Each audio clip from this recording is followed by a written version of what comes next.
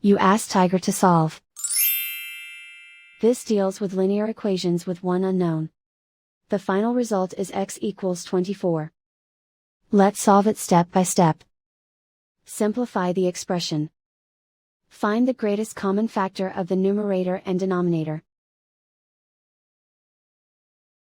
Factor out and cancel the greatest common factor. Swap sides. Isolate the x. Multiply both sides by 100. Group like terms. Multiply the coefficients. Simplify the fraction. Multiply the fractions. Simplify the arithmetic. And so the final result is x equals 24.